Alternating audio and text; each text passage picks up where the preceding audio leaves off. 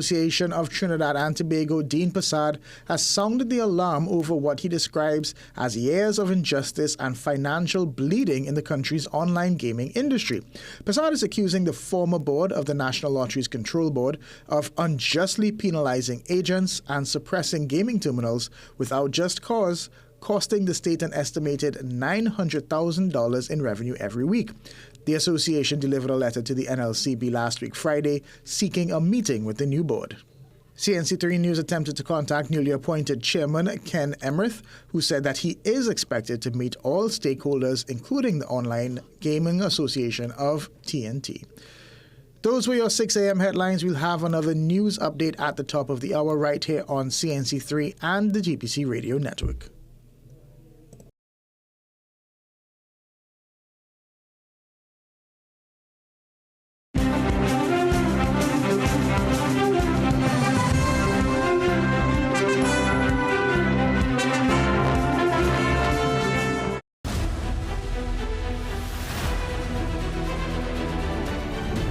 Morning Brew is brought to you by Omega XL. Live long, stay strong.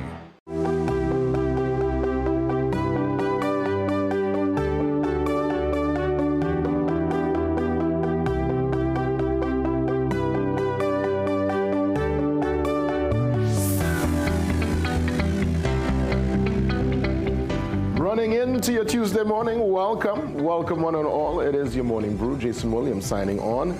And as always, sincere thanks for being part of my morning, and it's indeed an honor to be part of yours. Mutual respect, that mutual coming together, that understanding every single day, Monday to Friday. Speaking about Friday, we are here for the Emancipation, African Emancipation Day special, 1 hour from 6 to 7. We will recap and do that playback of some of the impactful conversations leading up to our holiday on Friday, August the 1st. Of course, we get ready to check in with the front page. As always, we are guided by the news cycle, and let's see what's happening via The Guardian on this Tuesday morning, Tuesday, July 29th, 2025. Well, the SOE, it is extended, so it's going up until, well, it's from yesterday's special meeting. Remember, these parliamentarians on holiday, so they came out yesterday, and it's going up until October. And the AG would have mentioned in Parliament that the Army base would have been targeted. Apparently, somebody operating drones, not one, but two, try to get the drone onto the base. Well, the Army dealt with the matter. And he also spoke to threats and, you know, obviously, not wanting a repeat of 1990.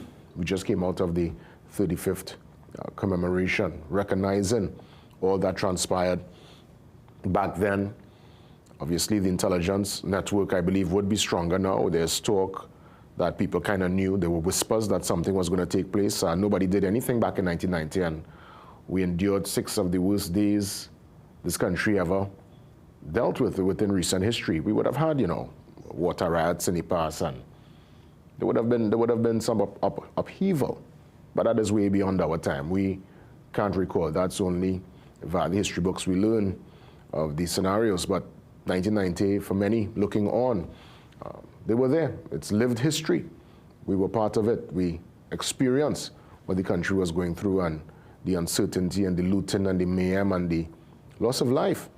So I guess the AG, all those in the intelligence network and framework, they will have information that we won't have, and they made that decision to go with the SOE, so much so that the opposition, yes, there were back and forths and arguments against and stuff, but ultimately when it came down to the vote, the opposition, well, they leaned into what was being delivered by the government.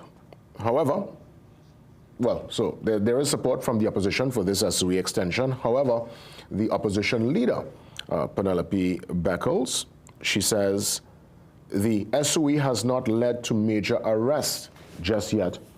And again, that is factual. I mean, obviously, we're hearing of different people being targeted. But as they always say, the people want the big fish, the big guns, those who are really running the criminal enterprise from the outside, clearly there are those running it from the inside, and from what we understand, based on, again, intelligence, cell phones, ways to communicate, ways to run the business from behind the walls, people calling shots. So much so, in Parliament yesterday, it was disclosed, and we're going to have a chance to treat with that later when we talk to the former Commissioner of Prisons. He's going to treat with us and join us this morning. That's Gerard Wilson. The claim that in Building 13, apparently this building is notorious. They put a couple of high-level gang leaders in the same space, people who would have been, well, at the time, I guess, enemies, rivals. I guess within the proximity, people decided, I don't know. Again, I'm just trying to read between the lines. It seems like people obviously would have put aside differences, and now there is, as the AG would have mentioned and the Prime Minister, almost a collaboration, a unification, a amalgamation, a coming together, as it were, with one sole purpose, one goal, to destabilize and to mash up the place. Again, I'm not saying this. This is what the argument, this is the argument that the leaders would have put forward to justify and to call this SOE. Again, it's one of those circular arguments, very varied reviews and commentaries and perspective as it pertains to the SOE. Yes, it's one without a curfew, so people not really feeling it, but the reality is we are in a state of emergency. The second one in so many months, the second one, as it pertains to the previous administration called one, this administration called one, so it seems like we're going to be going forward in this perpetual state of emergency. And so much so, I believe, and something that Dr. Gavin Hira would have mentioned on the program last week, when you're calling a state of emergency so much, its effect, the impact of it, the sting that comes with a state of emergency, where people kind of like, okay, yeah, it's a serious time, and will be lost if we just extend it and keep calling it. So it's the first of what I anticipate would be probably many. And not only for this administration, but I think it's going to be a tool used by future administrations to, I guess, get at certain forces within the community who are bent on destabilization. They're going to try to obviously bring this to the fold, to run into people's residence without the warrant, to arrest, to shake up the place a little bit now, based on the crime and criminality scenario. And if it's able to yield results, kudos. Kudos. Again, we could see what we want. The parliamentarians took a little leave from their vacation, went into Parliament, and, well, state of emergency is going up until the end of October. So you heard it right here. Let's head again to some of the stories on the front page. And again, as I mentioned, PNM supports the SOE extension, so it's going now until October. Government and opposition on the same page. The story with the drones and the army on page 4. And another story that grabbed the news cycle up to last evening, it was featured in the news. A criminal case against Inspector Mark Hernandez. Remember that inspector during that timing with the men who were in custody when Andrea, that sad scenario with Andrea from who lives there in the east, and the men, well, allegedly, well, I can't say they allegedly, they died, but it's alleged, foul play now. But he's cleared. Inspector Mark Hernandez, good to go. He's actually calling for all the officers who are part of that particular team also to just be cleared as it pertains to his going back to the TTPS. It's unknown, but at least his name is clear. There's some vindication. And anyone who goes through the system, whether it takes them a year, 2 years, 5, 10, once you get that kind of clearance on your name, you feel a bit, well, it's an ease. It's a real ease, an ease on your spirit. Because we can say what we want, huh? Your name, it's something that many, I hope, lots of folks, myself, all those here, we take it very serious. I mean, if there's any kind of dirt, any kind of stain that comes your way, you want to, as Mark and anybody who goes through this kind of scenario, you just want to clear your name. And that all that matters in that regard. Of course, another development on the front page, court to rule today on police detention of kidnapping suspect. That's the recent scenario there where the lady from Valsain, she was rescued and all that. And of course, well, that's Janki, Sati Karim. So they hold somebody for questioning, but it's beyond the particular threshold now. It's supposed to hold them for a certain amount of time, and well, you know, there's lawyers back and forth. Apparently the holding cell, they find it's inhumane. It's a whole development here, and that story is on page 6. All right, well, back page, let's see what's happening via the sports, and it's some football action. That's right, lots happening. Now I'll get to the No August Sports Camp in a while, but this is some action from the CFU Club Shield, and it's a game here, police, you know, doing their thing, and it's nice football going on, you know. It's just unfortunately we're not seeing any kind of major turnout. No crowds really. If you look in the background, it's blue seats. And, you know, when it comes to sport, I think it's sad to see where we have come to in terms of that support. You know, I remember back in the day, it was Shell Cup back then, you know, regional football, whether it's club football, whether it's cycling, track and field. People used to come out, you know, you'd see numbers in the Velodrome, numbers at the Easley Crawford Stadium. Well, back then was the National Stadium.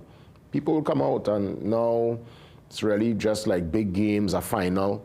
Even Intercol, you don't even get the kind of numbers you used to get back in the day when Belmont Secondary won Intercol in '92 with Ramki Soon and Marvin Joseph and Darren Lewis. I call the names, it rings off the tongue so easy because, you know, we had a great squad back then, and I remember the entire stadium, we're talking here, the entire stadium was filled to capacity.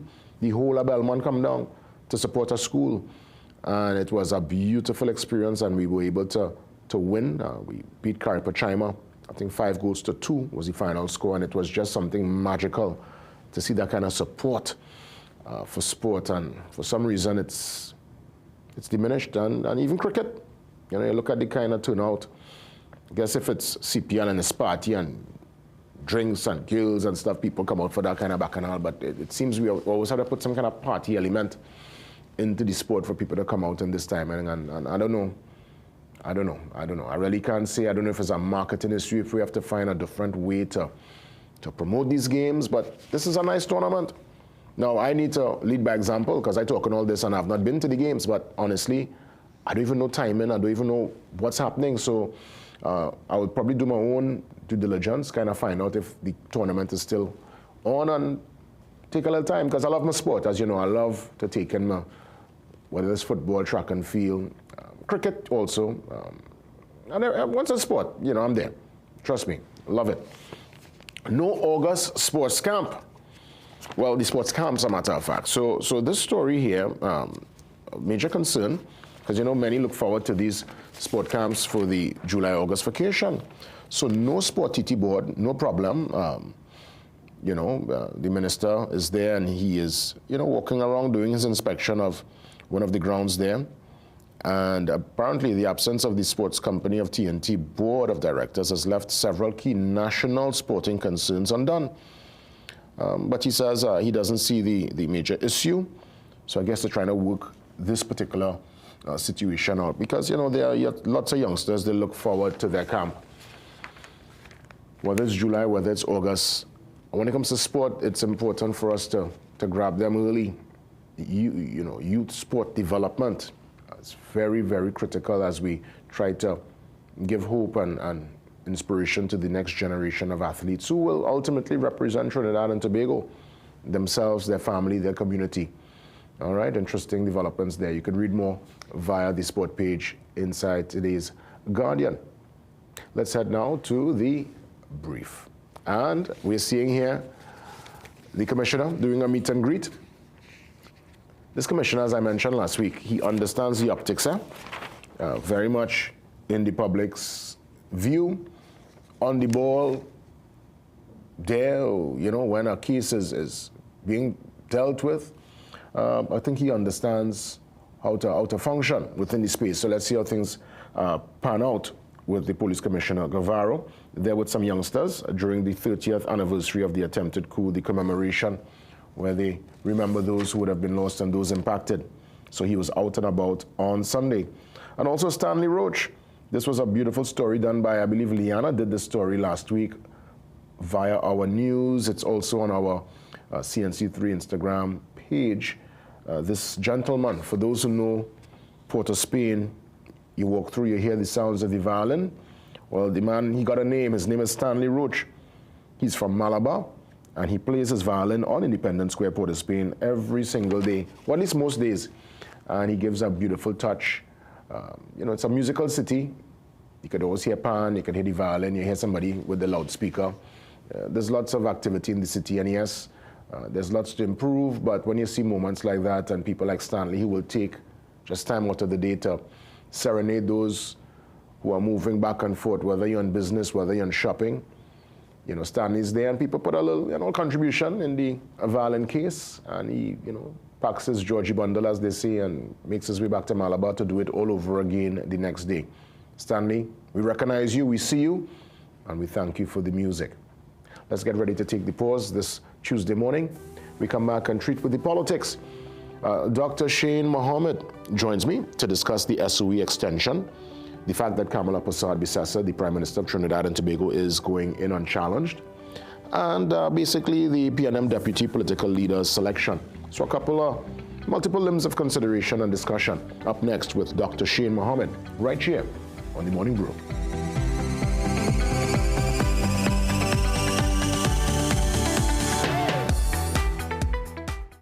Food basket, nation's #1 supermarket, bakery, restaurant, meat market, fresh producers, everything fantastic. For everyday low price, things real nice. Come in once, but to come back twice. Wholesale, retail, everything for you. A real much of water, shop, fair, go view. Food basket, the nation's #1 supermarket, bakery, restaurant, meat market, fresh producers, everything fantastic. Food basket, hypermarket, Arima, where shopping is a pleasure and the price is right. Okay, I see you. Okay, let me see you, Cherry Hill. Yeah, now take it back. Let me see you rock off, shake off. Let me see you rock off. Let me see you kick right, now kick left, now step forward, now step back. Lucasade, bring the energy. Welcome to ABC Doors and Windows, TNT's #1 destination for the best quality and widest variety of doors and windows. Enhance your space with our premium wooden, steel panels, fiberglass and steel security doors, complemented by our aluminum, UPVC and steel windows. Shop for the best quality and service at ABC Doors and Windows. Visit our impressive showroom at 1 Chancatrace, El Socorro South, or call 638-7184 to get started. Trust ABC for a better choice. We are your one-stop, most convenient, most helpful, most caring community pharmacy. Our pharmaceutical services include dispensing medicines, repeat dispensing, clinical governance, but we also have a fully stocked convenience store featuring our refreshment aisle, grocery lane, personal care products, toys, pet supplies. We are most conveniently located out of the traffic, just 2 minutes off the highway in Heartland Plaza in Devashagonas. Contact us on 220-8705 or 470-5938 and visit us soon.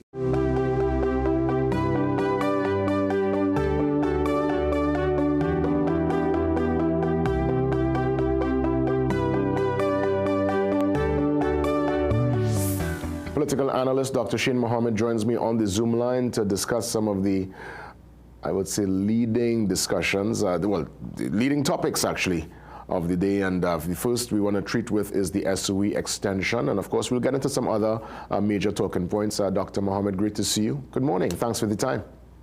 Well, good morning and greetings from the greatest little island on the planet. Tobago, for sure. Tobago. Yes, yes, yeah, you're next door.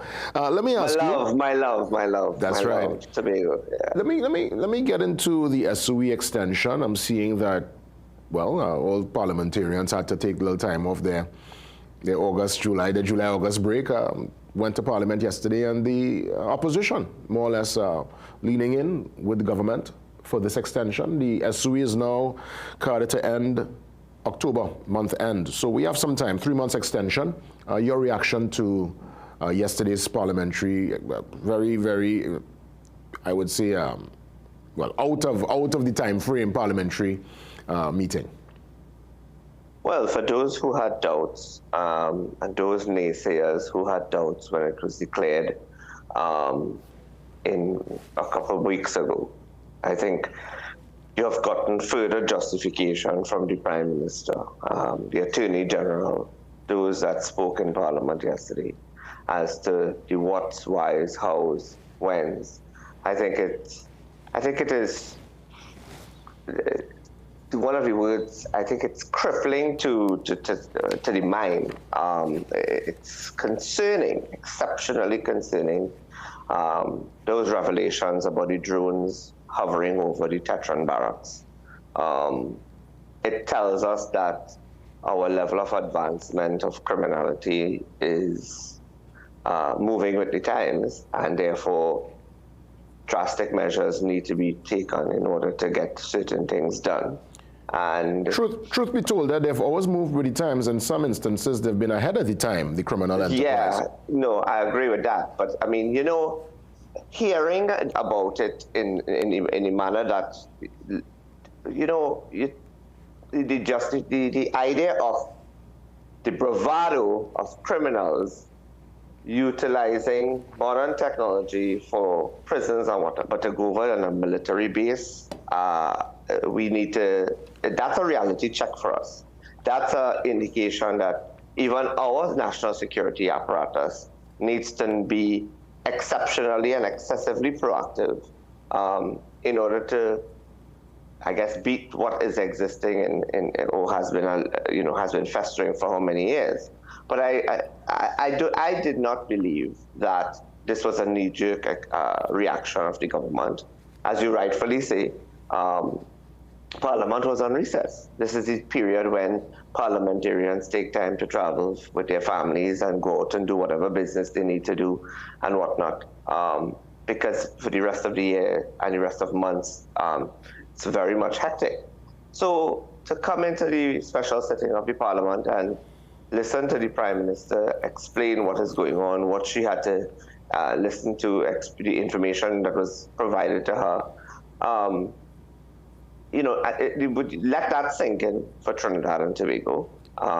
You think all that kind of lended was able to lend to the opposition, kind of siding with the government? Yeah. That you see, that's it. I was going to come to, and the justification and the explanation provided by the Prime Minister, you know, gave the opposition. I guess it would have answered the questions by the virtue of them agreeing to the 3-month extension.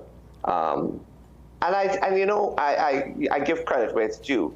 The opposition leader did say that where the information is provided, the justification, the arguments, the evidence is provided, where the communication, regardless of the banter that is there, that exists, once the information is provided, she would support the legislative agenda. She would support the requirements. She would support the government.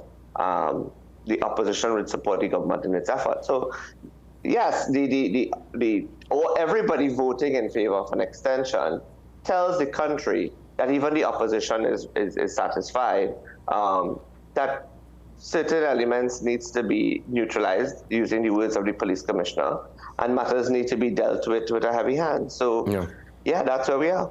Understood. Thanks for the perspective. Let's head across now to the developments over the weekend. Kamala Persad-Bissessar, Prime Minister of Trinidad and Tobago, unchallenged. Not surprised in that regard. She showed resilience, tenacity to get over the line. April 28th, I mean, so many people for years, went at the, then opposition leader, now Prime Minister. She stood her ground. She was able to rise, using some of her words over the years.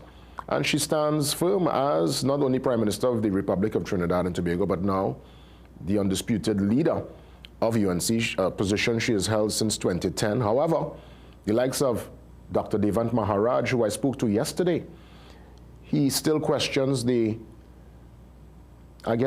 presence of democracy. He says it doesn't exist. He believes that there will be no succession planning. There's no one in the cards really lined up to take the mantle. And not my words, but he said she will hold on to this position until she's no more, until her final breath. Your perspective on the developments, and more so the remarks of Dr. Muhammad. I humbly yesterday. disagree. I absolutely and completely disagree. In fact, undisputed, I expect. I think it's madness. It would be madness. Someone with complete and absolute and utter political inexperience to challenge someone who just, you have to give, again, coming down to giving credit where it's due. And the Prime Minister has written into the history books one of the most remarkable political comebacks. There's the arguments that people will bring with regard to the conditions by which she became Prime Minister. The country had had enough. Whatever the fact of the matter is, in a general election where it's the first past the post, someone loses and someone wins. But what is significant about this win as Prime Minister is that she has won a second term after 10 years in opposition. But the second win, like the first one, came with a constitutional majority. That's significant in our political history. And we cannot deny that. We would be ignorant to deny that, unintellectual as far as I'm concerned.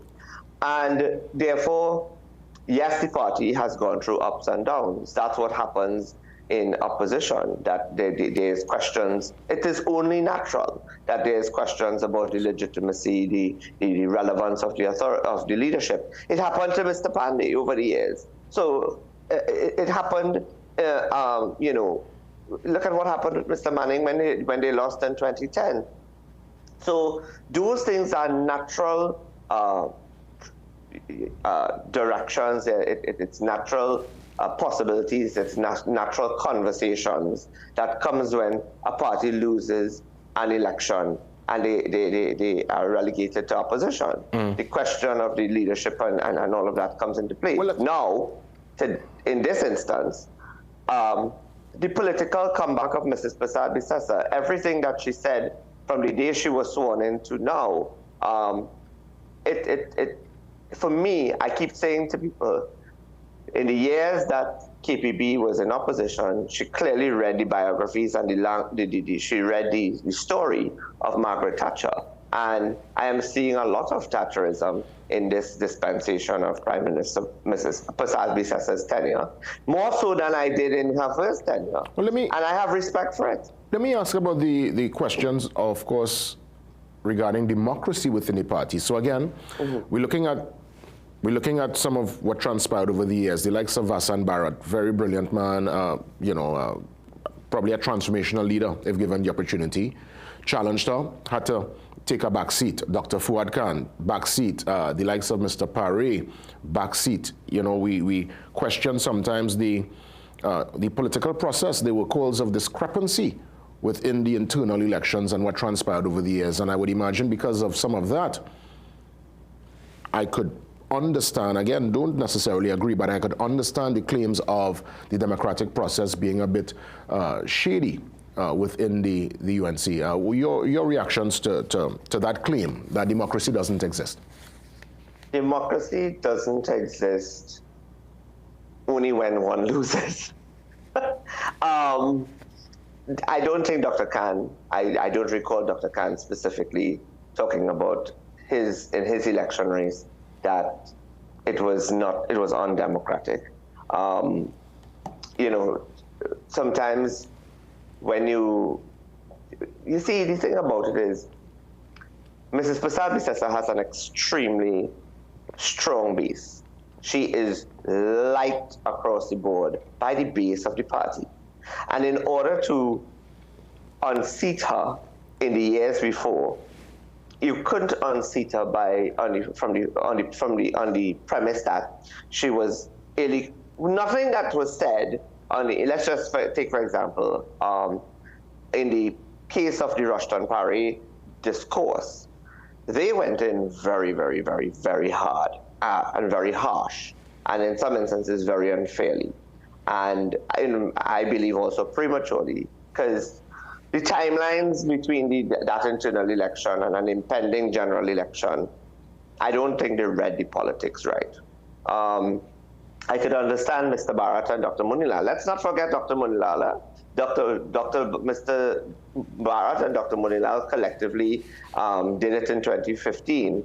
Mr. Barrett, I think, again in 2020. But even in 2020, when Mr. Barrett did it, the support that he would have gotten, the rise up and from persons in 2015 didn't happen in 2020. And therefore, there was also, people were saying, nah, people would have said yes before said no. And the question is, well, why would people say no? Because it is not that it was undemocratic. It's that possibility quite far. And I don't want to go into the details, but the strategies were wrong. The groundwork was wrong. The mobilization was wrong. Even when the timing was also wrong in some instances. In fact, as far as I'm aware, as the incumbent political leader during those years, Mrs. Prasad-Bissessar always maintained the upper hand because she had she was the one that would have timed it where she felt that it was favorable for her, and she was successful in that regard. We have seen her when they discounted her in 2010 as a prime ministerial candidate. Mr. Manning did not time it properly, and I mean, he was facing so many backlashes at that point in time. She won, and then 2025 is a whole different story by itself. So I won't say it's undemocratic. I think there is a space and a place for all of the persons that you've mentioned that has challenged Mrs. Prasad-Bissessar. It is in what capacity are they willing to serve the party? And have they indicated that? And these discussions, I think, is always great to get different sides of the coin, a different perspective, and I thank you for that this morning. I want to move now to the deputy political decisions. I know you had lots to say regarding PNM and some of the personalities we're seeing, Mr. Imber, Ms. Primus, and the representative, I believe, from Komoto. He's also in the mix there. What's your take on the PNM deputy political leader, the selection by the opposition leader? Well, Penny Beckles is smart, smarter than Stuart Young. Smart in that she understands Mr. Imbert's role in the party, his institutional knowledge, his experience in the parliament, and she also understands that she needs someone in the party structure that brings that level of institutionalism as the party transitions from the reins of power to opposition, and how he could utilize his skill set to, guide the party's leadership council. So I got that one for sure. I think that was an obvious one. Mrs. Jennifer Baptiste Primus, I get it. I don't think it was necessary. Not that I have anything against Mrs. Jennifer Baptiste Primus at all. In fact, she was one of the lone voices who was prepared to say to the country in not so many words that my political life is over because I've stood up against the institution and the leadership on principle.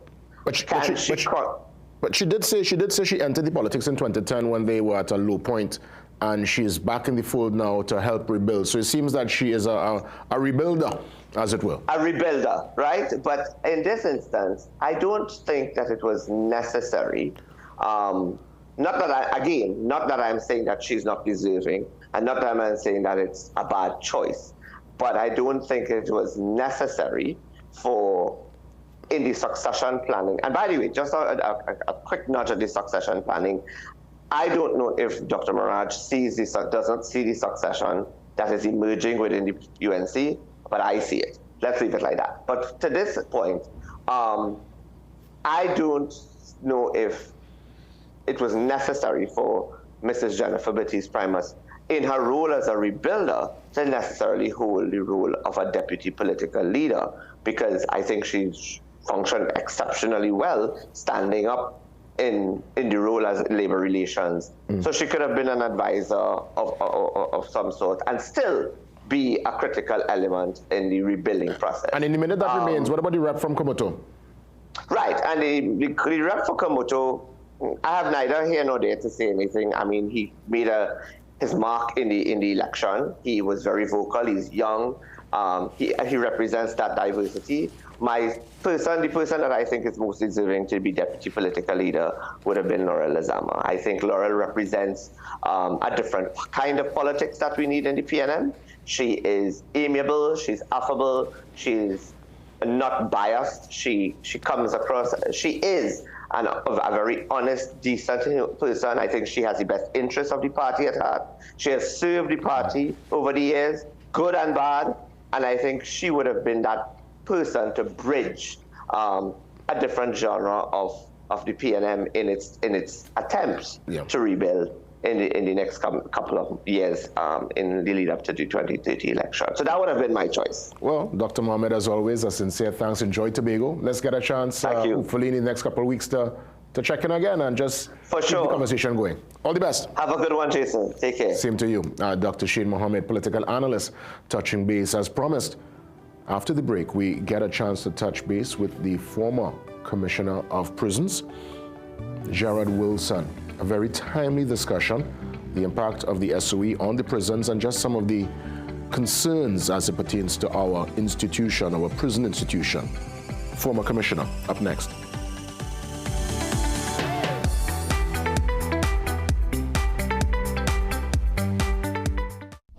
At Bagwansing's, Port of Spain and Chaguanas, we are committed to providing quality products for all major building projects.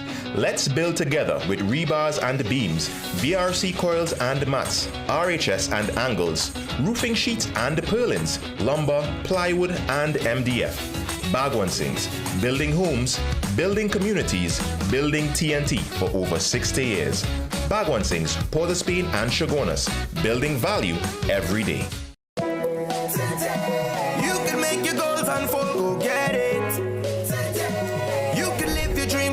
Let's do this. You can get the help you need to succeed with Rand Credit Union. You can believe that you can achieve. Big goals, small ones too. Rand Credit Union, we've got you. No more waiting, that won't do. Make someday today. One life, so make it good.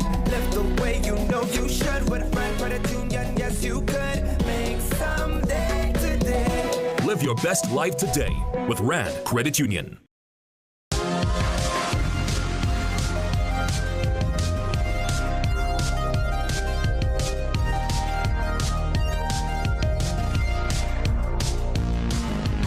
Something here for everyone, from baby to adult. Anything you need, it is right here at Food Basket Super 99.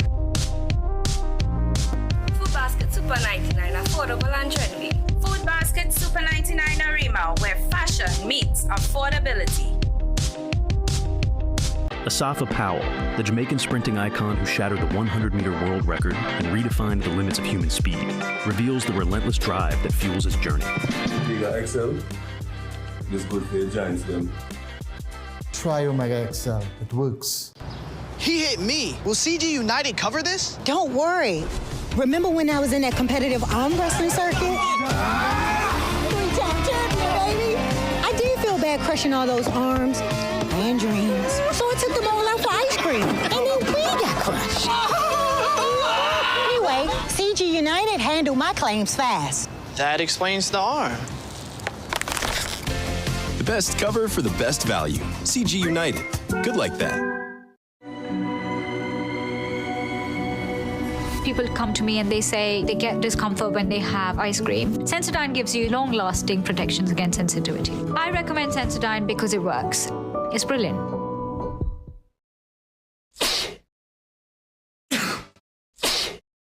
Cold or flu? Take Panadol multi-symptoms. Relief in minutes. 7 cold and flu symptoms. Panadol. Release starts here.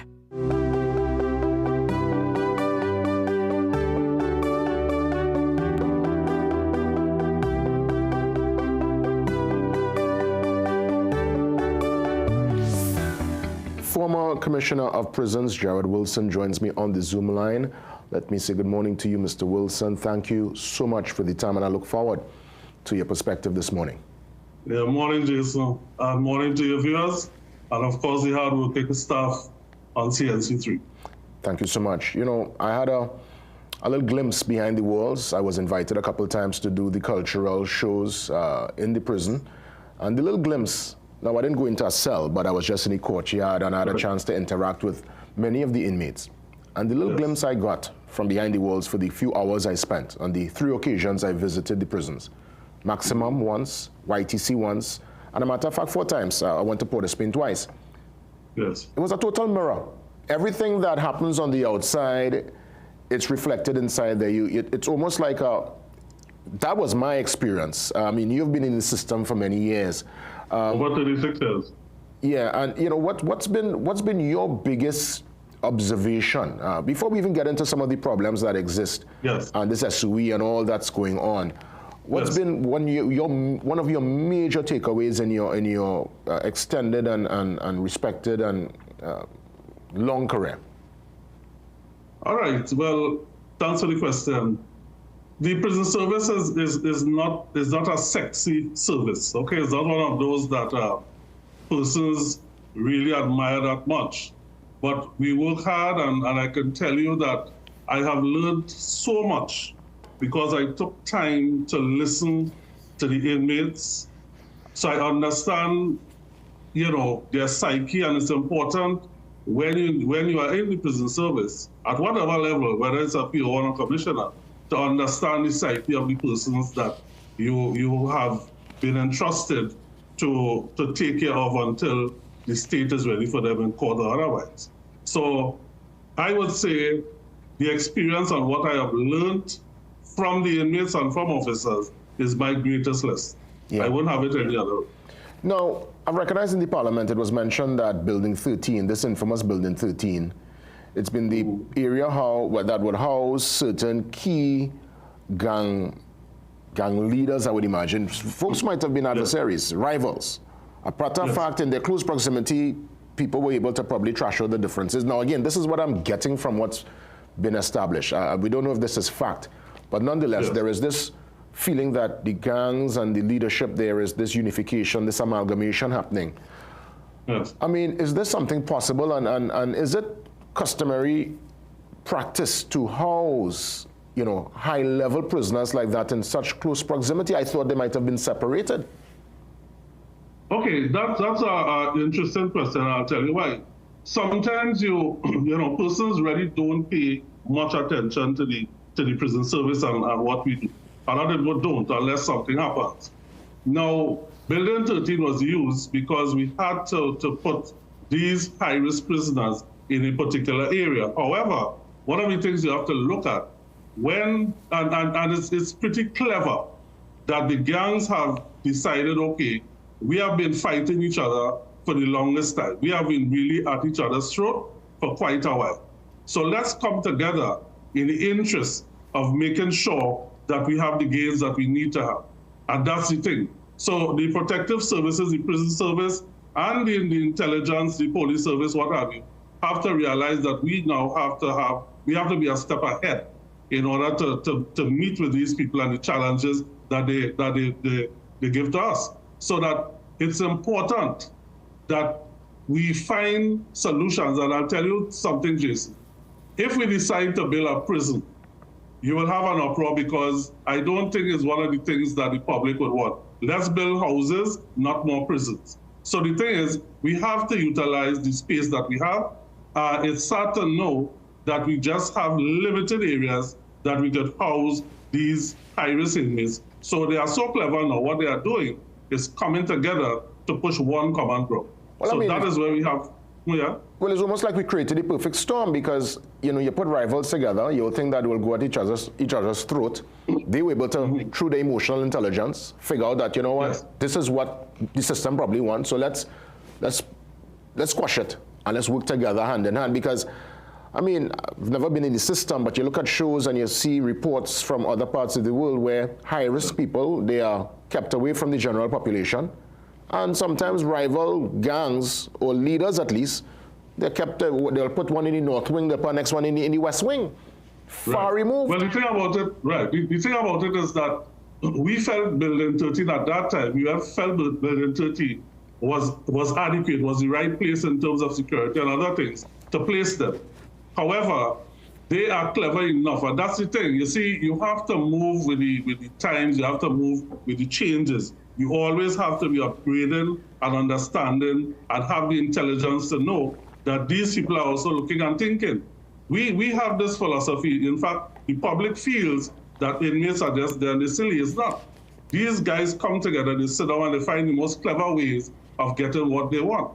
But I want to say something, Jason, before, and I wanted to it would be remiss of me not to look at the negative impact and the negative feedback coming from the public, what is happening in the prison service.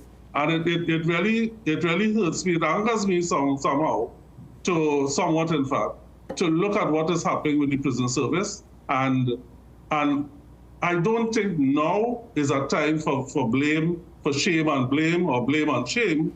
I think we need to get together, and that's it. Now, I've heard from the Minister of Defense, Minister Sturge, I've heard from the Attorney General.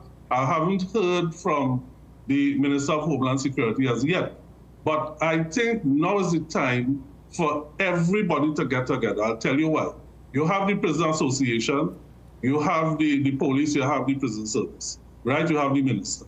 I think now is not a time for blaming. It's a time, because what it does, it demotivates staff. I am really feeling sorry for the Commissioner of Prisons, the senior staff, and the hard-working prison officers, because when you get that kind of flack coming from the public, it doesn't motivate persons to work. There are so many hard-working prison officers, and it really hurts me to know that we have reached this stage. So what I'm saying, let's get together, sit and plan, because while there's fragmentation, the criminal element is having a good laugh. Yeah, they were capitalized. That is what they want. And as you rightfully said, and as I said at the very start of the conversation, it's not one of the most sexy arms of the national security apparatus. Yeah. That's right, and that is how officers feel. Yeah. Let me ask you, any policies that you would have put in place when you were commissioner that exist today, and more so recommendations to the current leadership? So walk me through, let's deal and treat with some of the systems that probably you implemented that still work up to this day, and what we could improve on and tighten. All right, well, basically it's difficult to change given the infrastructure. But I would have brought about 21 initiatives, one of them being that commissary in the canteen where during, inmates the families don't have to come to buy, they can purchase, they could use a card and the inmates will be able to purchase. Those are some of the things I would have done to ease some of the frustration, right? What I also did too is I looked at programming, because I felt that programs, normally you have programs for convicted inmates. I felt because of our, our slow judicial process, that we had to look at the remanded inmates who would have been there for sometimes 10, 14 years. What do you do with these people? So one of the things I placed emphasis on was having programs for remanded inmates in particular, so that they would be able to, at least while we have them in the remand, because remand is the most volatile part of the prison. So instead of having them in the remand for 9, 10 years doing nothing, we decided to have that prison program, and I emphasized on that because I wanted those persons to retool themselves and to go back out in the public. Because what the public doesn't understand, whether we want to lock them up and throw away the key, 95% of the inmate population will return to society. That is the same person who will come and live next to you. That is the same person who will sit down and have maxi with you or be in the same environment with you. So what do we do? Do we just leave them? Do we warehouse them? Or do we try to change how their perspective on life? And I want to say this, Jason. There's a particular theory in criminology. It's called strain theory. And this theory says that I don't have the education, I don't have the skill, but if you look at the functionalist perspective in sociology, it says that in order to be successful, you have to have the wife, the children, the wife picking fence, the dog, and the car. Now, together, I don't have the skill, I don't have the academic ability. So what do I do to get it? So that is where I turn to crime to get, because and there are so many subcultures formed in prison because of, again, classification. If we don't have the room in the prison, then persons are going to mix. The first timer will mix with the seasoned criminal and what have you. And then it becomes a university of crime. So we have to look at how we manage the system and try to separate and classify prisons as much as possible. So that is one of the things I looked at. How do we separate, ensure that the first timers don't get to mix with the seasoned criminal? Let me ask, we have seen for years contraband, electronic items, chargers, all kind of stuff getting behind the walls. We heard recently from Minister Sturge that a 65-inch TV was found in the cell of an inmate. Were you around in that time? And what's your take on that particular development? And how does a TV even get into the prison? Right. I have ventilated this on three different reporters. So let me edify. The TV was not sneaked into the division, right? What is happening is that you have television sets at Carrera, Grove, Women's Prison, Remand. We have what you call communal television. It is not for one person. It is for a few inmates. What has happened because of the way MSP is configured? You cannot, like in the other areas, you have the television like in a hall or in the area.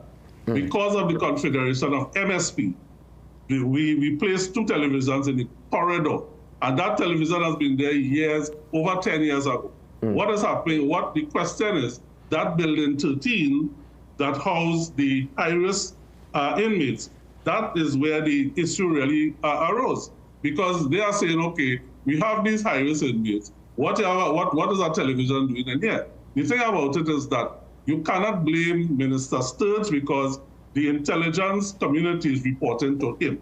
You cannot blame the AG because the intelligence community is reporting to them. So they are reporting to us because they have an obligation to report to the public. Yeah. So they are reporting what is being told to them. Understood. Right? So, however, it may have been told to Minister Sturge is how he reported it. However, the television, retired acting Commissioner Ramuta indicated that he is the one that gave the approval to put the television in building 13. That was clear. Yeah, understood. As we wrap things up, there's literally we have a couple seconds, and I wanted to really get a response to you quick on this. That piece of land that you see on the highway, there's a big fence and there's a massive set of land, and then the prison. Why don't they utilize there to probably build something and let's get rid of Frederick Street?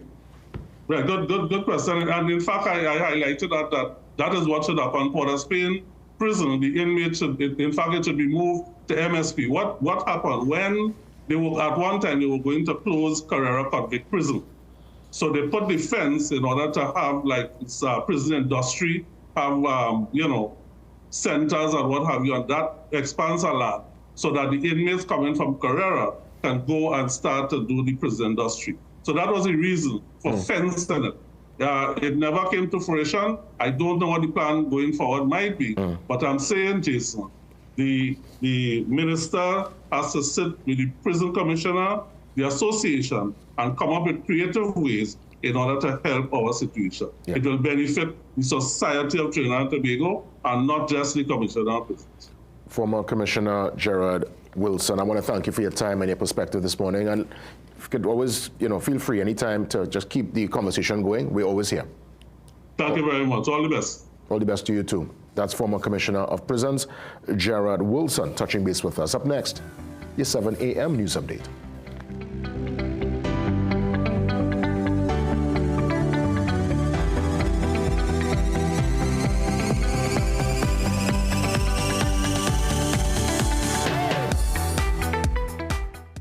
Magical Expressions Limited is the largest local importer and distributor of fresh cut stems, offering the widest range of beautiful flowers at the most affordable prices. Call us today at 701-6488, 701-6680, 728-6786, or visit our website to order.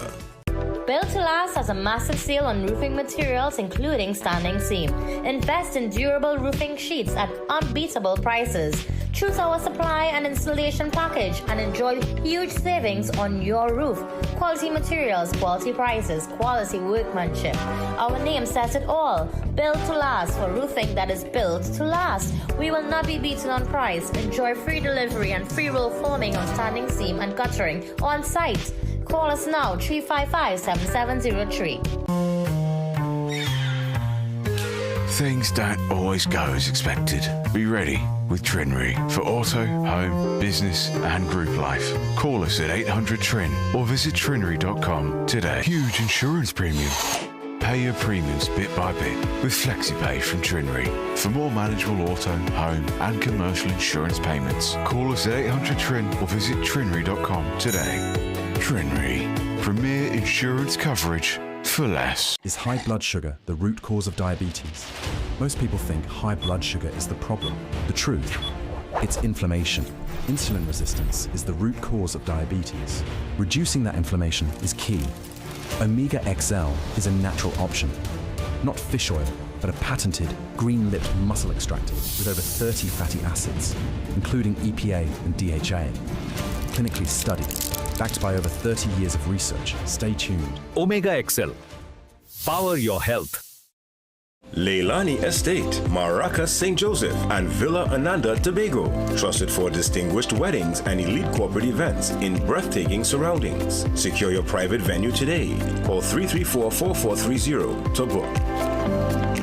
I'm looking for a magic for this disaster of a war. You need a master plan. A what? Kaleidoscope Weather Master Exterior Latex Emulsion. It stands up to our wicked sun and crazy rain. It shields against fading, protects against mildew, and is crack resistant. This paint so tough that it is tried and tested against British standards and formulated with European raw material. Kaleidoscope Weathermaster Exterior Latex Emulsion, the premium outdoor paint that protects and shields against fading. Available at hardware and Kaleidoscope color shops nationwide. So I hear Better Homes has the best kitchens. You heard right. We have Take a Style, Modern Euro, and Hardwood.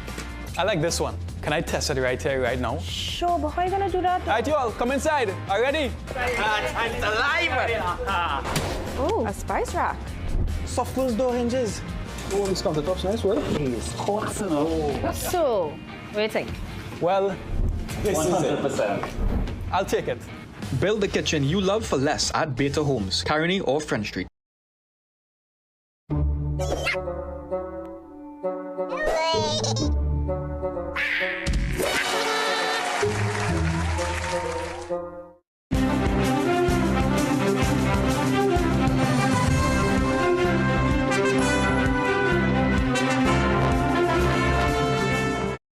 Good morning, I'm Keyshawn Haynes with Headline News on CNC3 and the TBC Radio Network.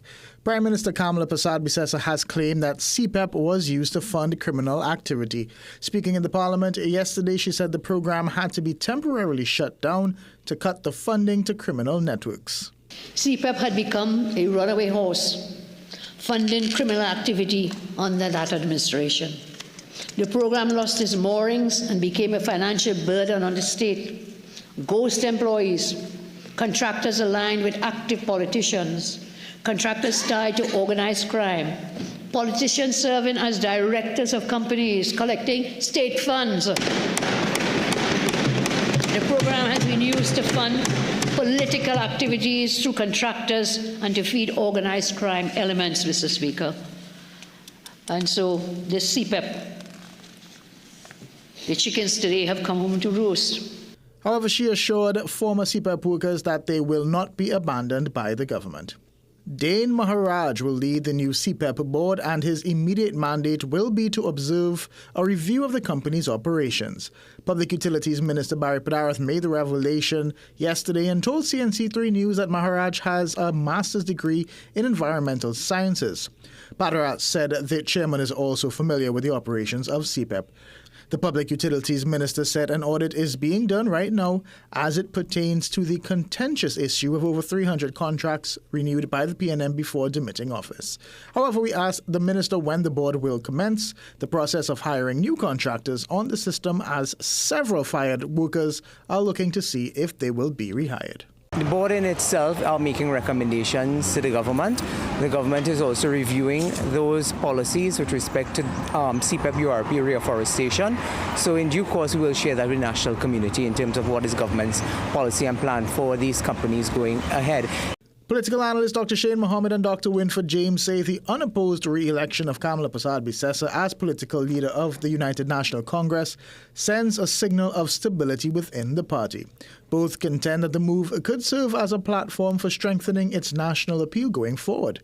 On Sunday, Persad-Bissessar secured her fourth consecutive internal leadership election since 2010. The nomination-only victory comes after she led the party to victory in the 28th April general election. While Dr. James agreed that succession planning is necessary, Persad-Bissessar's leadership currently remains central to the party. She clearly is in the ascendancy. As we speak, I can't use health as an issue because there are people living into their 80s and 90s. Once she remains healthy or she does those things that would continue to put her in favorable light, she should, she should do well. Those were your 7 a.m. headlines. We'll have another news update at 8 a.m. on the TBC Radio Network.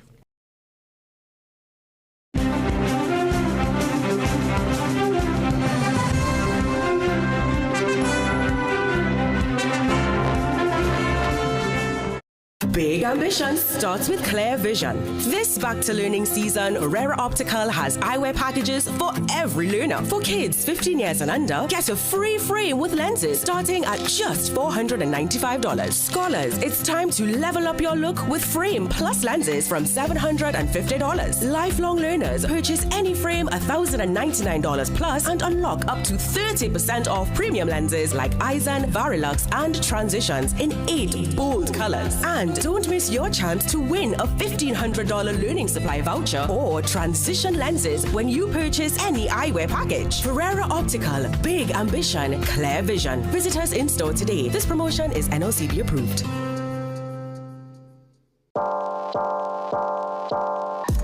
Welcome to Holiday Inn Express and Suites. Do enjoy, Stacey. You want some coffee? Can I have a bit? Perfect then. That's exactly what we need. Hey, the pool is this sweet. Whatever you're here for, we're here for you. Stay smart at the Holiday Inn Express and Suites.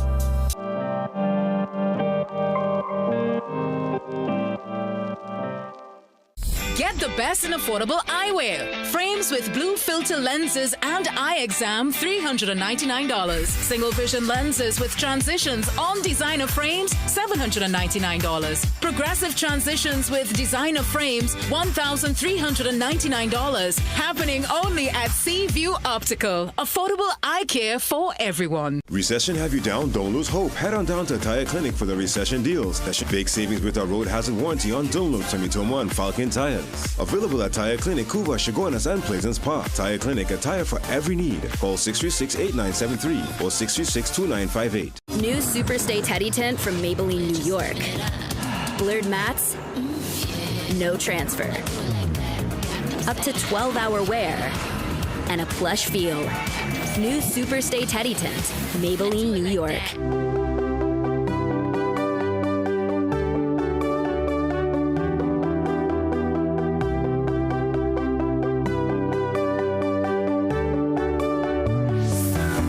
Welcome to the second hour on this Tuesday. It's about, 6 minutes after 7 o'clock again. Good morning, Trinidad and Tobago and the wider world.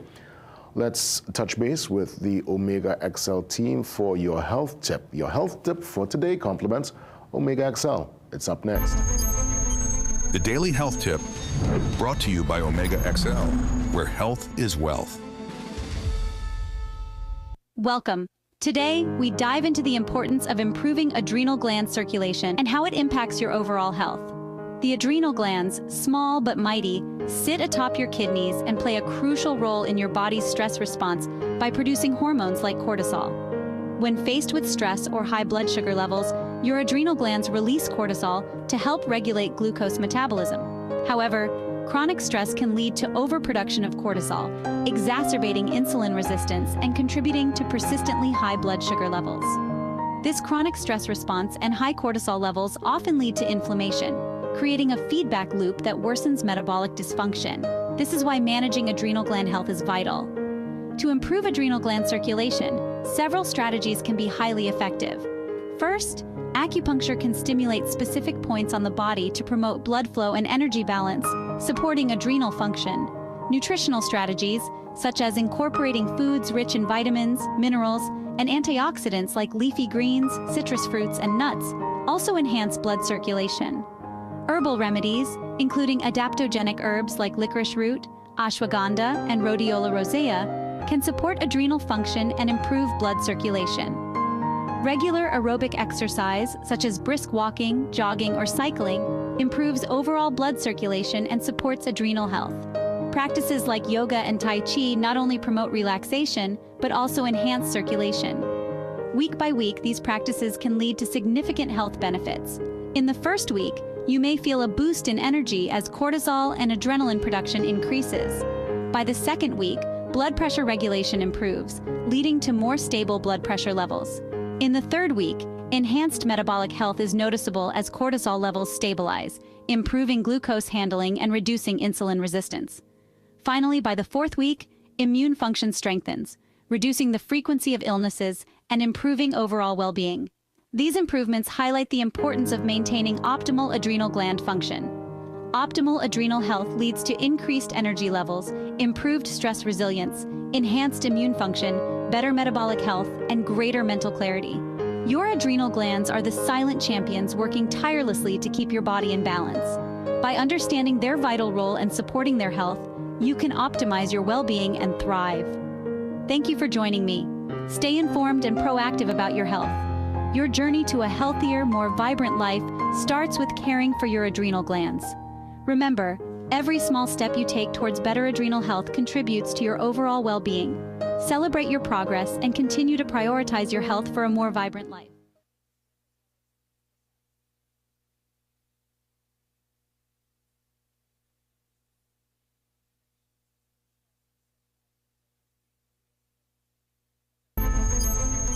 The Daily Health Tip, brought to you by Omega XL, where health is wealth.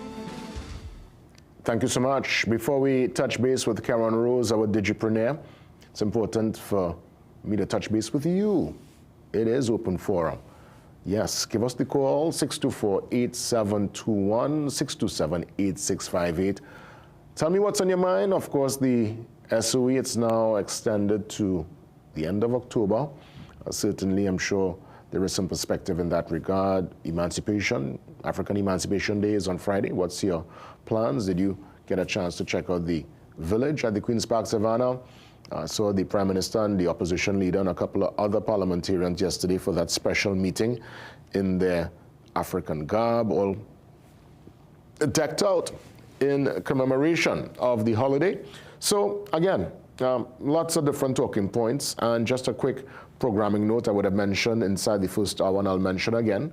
We will be here on Friday for our 1 hour African Emancipation Day special. So see you on Friday from 6 to 7.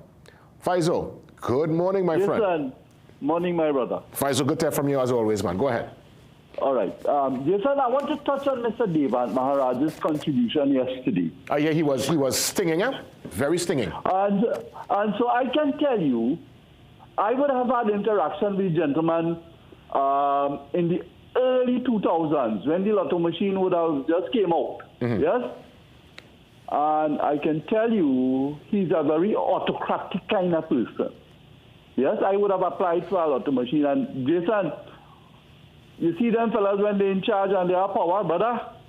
Yeah, it's a different story, you know. When I went to the San Fernando, the man, he treated me like I wasn't there. totally dismissive. And more on that from Louis Lee saying, if you follow his history, he has always been a power-hungry person. There was a real fiasco coming out of the NLCB while he was there. Anyway, stepping forward, when he was Minister of Works and Transport, yes, you know, I would have liked him to explain the level of nepotism that took place under his watch. It is alleged that there were, you know, the solicitation of certain genders in favors for jobs and what have you. But Faisal, what I have to do really with the statement yesterday? He was talking. Yeah, okay, good. And so I like you ask that question. He was one of the persons who spoke about human trafficking. You remember that? Yeah, he did. Good. So, you know, you need to do a little research on the gentleman's behavior. So it is a straight case of sour grapes.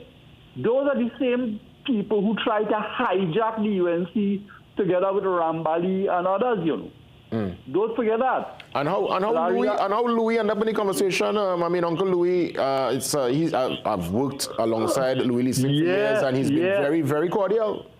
That's right. So that is why, you know, I will let you know how the fella is a power-hungry fella. He had a fight with Louis at the NLCB where it stemmed into race and all kind of things, you know, my brother. All right, Faisal. Take it easy, Faisal. So, you know, we need to do a little bit of research on him and debunk some of the statements. Or question him on at least. All right. All right? All right, Faisal.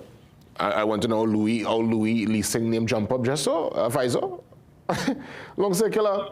Good morning. Good morning, Jason. Good morning, your viewers. Welcome, Jason, welcome. Yeah, just like the caller before me, I want to touch on David Maraj. Yesterday, partner in Lantia, I watched this thing and I started getting vexed. Because for the life of me, I mean, I do like nothing in the People's National Movement, but one thing I respect with the party, when they have the internal squabblings, they just deal with it and they don't hear nothing on the outside. And almost everybody who served in the UNC who didn't get a chance to get re-elected and come back up for election, they had a problem with Kama Prasad Bisesa. And for the life of me, Jason, I don't know if there's a thing in this country where more so with men, where they do like to have a woman as their boss lady. I don't know if I don't know. I could be wrong, but that's how it has come across to me in this country. Men do like women to be their boss. And if it was a man being the leader of the UNT at the time when they had all the different internal elections and all different things, when they have the things that had been said and done and said about the lady. And even went so far to see that when the election was called with the PNM one with Keith Rowley, imagine you're the Prime Minister and I could go back to him when he talking about he had to get a new vehicle because of the vomit and they said, and come on, at the end of the day, it's a woman, right? That is my little complicated. So Devan Maraj, sour grapes in my book, sour grapes. We don't need to hear your partner. UNC win, the woman get a mandate from the population, she's going to do what she should do. If it is God seed fit that when the time for the next election come and she ain't do a good job, we all know what take place in this country, just two parties. Anyway, Jason, locked onto the program. Thank you, still partner. All the best, Long Circular. Thanks for touching base. As he said, either or. That's really the reality of the political process. Let's head to Santa Cruz. Mr. Santa Cruz, good to hear from you. Good morning, Jay. This morning I come to talk. I was listening to your program this morning with the prison officer, however the case may be. And part of the challenges with the prison service, Jay, is that the judiciary is not doing the job properly. They have people waiting 10 years in prison waiting for a trial date. You have people, little mango case, they hold them with going down the road and driving the car with too little marijuana and they lock up in prison. What I believe should happen. Yes, Santa Cruz, go ahead. Yeah. What I believe should happen is the Minister of Justice and the Minister of Defense, they need to look at the charges of some of the prisoners and come up with a system whereby they could release these people. Because it's not fair for you to spend 10 years in prison without a trial date. When they come out a monster. Because at the end of the day, they have to be fighting for battle. You understand me? So we need to now look at the charges that were laid against these people, some are minor charges, and decide that these people could be set free with a warningness and then go thy way and sin no more. But you cannot have people lock up waiting for a trial date with a mango case, with a little marijuana case and that kind of thing. And I think that in itself is injustice. So the penal system would not change until the judiciary start to do the job in a proper manner. And I believe that your program is such a good program. See if you could get a Chief Justice to come on the program and to explain the population why did people waiting 10 and 15 years for a trial. 10 and 15 years. That is unfair to the man in prison. So if you have a problem in the prison, look at your judicial system. When you look at that and you correct that, then you would not have no problem in the judicial system. Thank you, Santa Cruz. Thank you, Santa Cruz. Solid point from Santa Cruz. And a matter of fact, we would try to reach out. Let's see if we can reach out to the Chief Justice, and whether it's on the Zoom line or in person, have him on the show. We end with Diego Martin. Let's head to the west side. Diego, you're live. Hey, morning, Jason. Yeah, so, I mean, the lady from Santa Cruz, you know, nice topic. And that is talking about when you get into the prison. No, that's a man. That's a man from, that's Mr. Santa Cruz. Yeah. Huh? It's a guy. It's a gentleman. That's Mr. Santa Cruz. But we hear you. Sorry about that, Jason. Yes. No problem. I want to talk about averting trying to get into the prison system and connecting sport and crime. And you made reference to the article this morning, no camp in August. Yeah, no camp. Right? And just to reiterate, you know, these little sporting facilities all over the country, they're poor facilities. I mean, take that one. I keep on talking about the one in Bagatelle. They built a stadium down there for over $100 million. The people of Bagatelle can't even use it.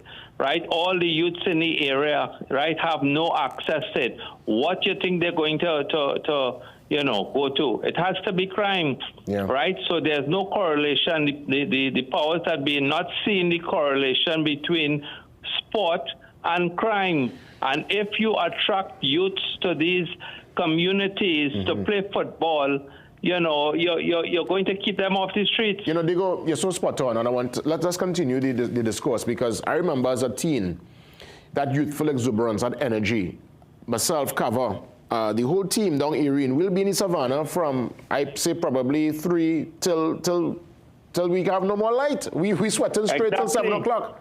It's games. We playing football. We playing basketball. We were not on a block lineman. We were playing sports. Diego? Yes, I'm here. Yeah. So I'm saying that what you're saying is spot on. You know, it's something for the young people to do to burn off that energy and that youthful exuberance. Yes, and they look forward to coming and, you know, just being out there and fighting for a place on the team and, you know, different things like that. And the opportunities are not there. I mean, I use Bagatelle as a case in point. Yeah. I want to thank you, Diego. Solid point as we look to wrap things up with the open forum.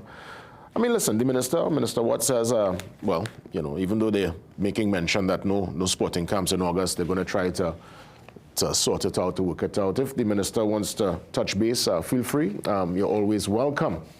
All ministers, all those within the corridor of influence at this point in time, feel free. Keep us in the loop with all developments. Let's get ready to head across to Thailand with our digipreneur. Karen Rose joins us next. Very interesting talking point. Today we are dealing with 5 jobs you should start right now. Digipreneur, up next.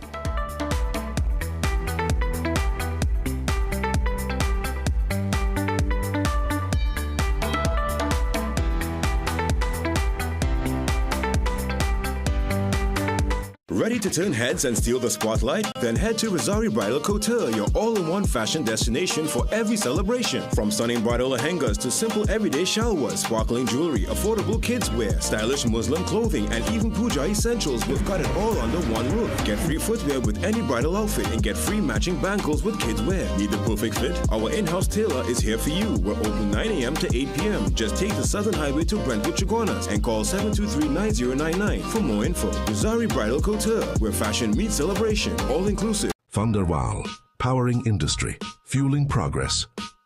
Reliable fuel pumps, meters and nozzles. From dock to deck, marine tools, hoses, PPE and fittings. Hydraulic, automotive and food-grade oils and lubricants. For all your manufacturing needs. Pallet jacks, intrinsically safe tools and more.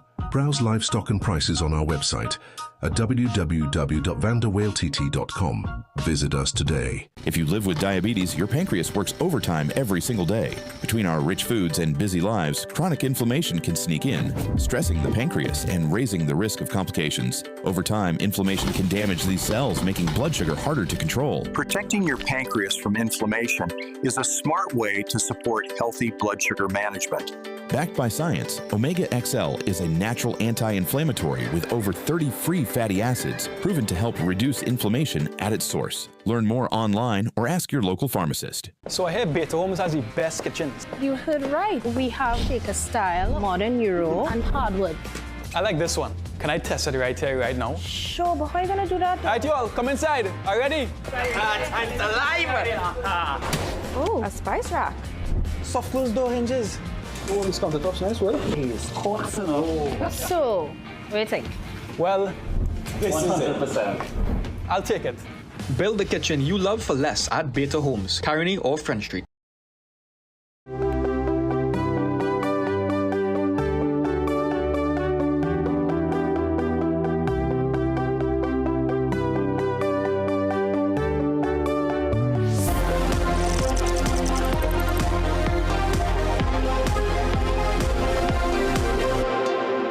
Have no fear, the digipreneur is here. Karen Rose joins us live in Thailand. Would you believe, Karen just mentioned to me, it's about 11 months. It's going to be a year in August. It doesn't feel that way because, Karen, I mean, I'm literally talking to you every Tuesday.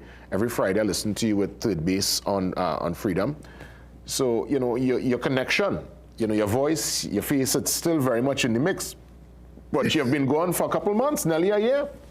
Yeah, so September makes it a year. So we're going, August is 11 months. So it just dawned on me because, I mean, we're going into August and I'm like, but wait a minute. August, I am starting to look for condos. yeah, that's crazy. Wow. The house hunt starts in a couple of weeks in preparation to move in September. So, wow. Amazing. Karen, I mean, you know, you're doing it and you're inspiring so many. The whole concept of the digital nomad, many heard about it for the very first time through you, and you lived the reality of it as hearing you talking to a man last week with base from Italy, who's also living his best life out there. So, you know, quite interesting. We want to touch in today's talking point. 5 jobs you should start right now, Karen Rose. Yes. Number 1. Yes. So this is important because there are so many new tools, right? And AI tools have been maturing at the scariest rates to give people who are just solopreneurs who just want to work for themselves and want to build a business that can scale across the world. And again, you don't need to earn a whole lot of, you don't need to go earn millions, but if you could earn 20, 30,000 TT right from Trinidad getting into some of these spaces, let's do it. So the first one, and this is a major one, and Jason, this will make sense, is a content repurposing agency. So we have so many businesses, coaches, podcasters, content creators, speakers, and businesses who are creating long-form pieces of content, but we know that we consume so many different types of content. Some like to read, some like to watch Instagram content, some like to watch, some like to listen to podcasts. Being able to take one type of content and turn it into multiple pieces of content for these people is gonna be crucial because they need content to scale. So for me, we do this segment every single Tuesday, and I can take this video when it's sent to me, and I would then turn it into a blog article. I could then turn it into a series of threads on Instagram threads. I could now post this as a clip inside of the podcast. So I can take this one video that we did on TV and turn it into multiple digital assets, and that is something that is a big business that you could start right now. Fantastic. So content repurposing. Let's move on to job number 2. Job number 2 is a merch, online print-on-demand merch store consultant. So basically, think about all of these soca artists that we have. Think about all the content creators that we have. One of the things that you do not see from them often is if they do merch, it's always a limited run because they're still doing merch and things the old way, where you go to a little local print shop, you give them the business, you have a fine print, you have a small batch of things that you do, but then you're worried about getting these things shipped all over the world, and usually they don't, and also they're worried about payments, which is why they limit merch to just go and pick up the merch when you come to the concerts. Now, if you are the online merch consultant, basically you can build out their online merch stores using platforms like Printify or Spring. Those are just two examples. You can build out the entire merch store, work with them on the designs or have them come with the designs. You build out the store, you build out all the products to their liking and to their spec, and you manage the entire store. You could either build it for them and then hand it over to their team, or they can pay you a monthly fee to maintain the online store. But that now allows them to sell merch around the world and not limited to just events inside of Trinidad Carnival. Important. Let's move to, job number 3. Yes, so this is another major one. Most people across Trinidad know that when it comes to training inside of the corporate space, most companies do not invest in an online platform for education. Most companies don't, right? If they do decide to do training, it's usually in-person training. They hire a trainer, they rent out a space, and they try to put as many of their employees off the floor and put them into a room to get trained. We need more companies to have their own online training platforms so that they can constantly educate their staff, but a lot of them don't know how to do it. Guess what? You can start that as a business, because once they have their documentation, all you need is the print, right? All you need is the information. You could then turn the information into training videos with AI tools. We have a bunch of free tools and paid tools that allow you to take text, turn it into video content. You could be the one that uses platforms like Teachable or Kajabi and build out these companies' online training platforms, taking their documentation, turning into training programs, creating all the tests, because now you have tools like ChatGPT and Gemini to aid you in converting their information into test-like content and training content, and that is a service that companies need, that you could do not just in Trinidad, but around the world as well. So for content repurposing, merchandise training, let's touch on job number 4. Yes, number 4 is AI chatbot and workflow automation. So, Jason, you brought up that I brought in somebody from Italy who is 24 years old, left Italy, now moved to Thailand. His entire business is that. He builds AI agents to work for companies. So companies have a lot of processes and stuff that they need automation, or they need an AI tool to help them with whatever it is that they need. His name is Yazir. Yazir goes into companies and he builds out the AI bots to help with the automation, to automate a lot of their processes. We have nobody doing that across the entire Caribbean. We don't have that. So this is something that we could start to upskill in, learn how to build AI chatbots, learn companies and see what their processes are, and learn how you can implement a lot of these AI tools into their business so that they can now become more efficient and run more leaner and save money. So that's literally you're talking to the company, but you're not talking to a human being. You're actually talking to AI that's answering your questions based on your concerns and your query. That's what you're building. No, that's one aspect, right? That's one aspect. But like, okay, in the example that Yazir gave last week that I had told everybody, Yazir has built an AI agent that works inside of Telegram, and it also works inside of Google Sheets. And basically that agent, what it does is this is how he tracks his expenses. So he will text his AI agent on Telegram. He will just say, hey, I just bought pizza. It was 100 baht. And the AI agent will take it, it will then add it to his expense tracker inside of Google Sheets, and it will respond back to him and say, okay, great, I've logged it. You have spent $20,000 for the entire month so far, right?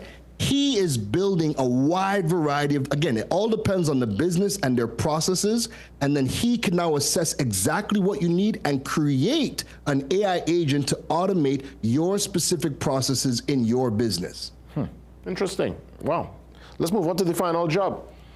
Yeah, so the fifth one is the AI adoption and digital tool consultant. So right now, basically, we have people we have companies where the only thing they really use ChatGPT for on a basic level is just to write emails, right? Sometimes they may copy and paste something and drop it in the ChatGPT and ask for some clarification, but we don't really have people doing a whole lot. Or they will ask ChatGPT questions to go and do some research, or they'll ask questions to clarify something, but we don't use it for a whole lot of business processes and automation and things like that. And this is the golden opportunity right now. We need to stop using ChatGPT like it's Google, right? It is so much more, and we need to treat it as such. So what we do need to have is people who have skilled up enough inside of the AI, inside of AI tools, and understand business processes. But now you're not just going to, whereas the previous job we were talking about, you're going into the companies and you're building it for them. Right now, there needs to be a lot of training. So we need to kind of have like a train-the-trainer. You go in and if you specialize in AI tools from marketing agencies, create a business that that specifically helps marketers and companies automate a lot of the things that they probably don't know how to do. And since most companies are, they haven't adopted AI, we just need a couple of people who understand AI and business processes, and you now are going to be first to market, where you're going to be going into companies, educating their staff and teaching their staff about how to use AI within their business. So again, I took some notes. I mean, it's always like a lecture when you're on, a learning curve, steep one for all of us. So we're looking at content repurposing, merchandise, training, AI automation, and AI adoption. Where can folks, if they want to engage and talk a little bit deeper with you, Karen, how could they find you? Yeah, so just reach out to me on email, info@KarenRose, as you see on the screen. Social media platforms, Karen Rose at any platform. I put out a lot of content on my podcast here on CNC3. On Fridays on Freedom 106.5. So listen out to these platforms, because again, there's so many things that are happening, and we're trying to give you as much information because the greatest shift of wealth is happening right now. And if we want to start bringing new money into the country, the only way to do it is individually. We need to skill up and start tapping into the global opportunities and bring that money back in. We can't just rely on the government and oil and gas. Well, oil and gas is just that. Karen Rose, all the best. Thanks for touching base, man, and you keep it safe out there. Take care. That's right, Karen Rose, digital nomad, living his best life out there in Thailand. Truly amazing. Let's get ready for more. Of course, up next, it is conversation. At least we get back into our conversations on cancer, and it's a very important talking point. Dr. LeBlanc, she joins me next.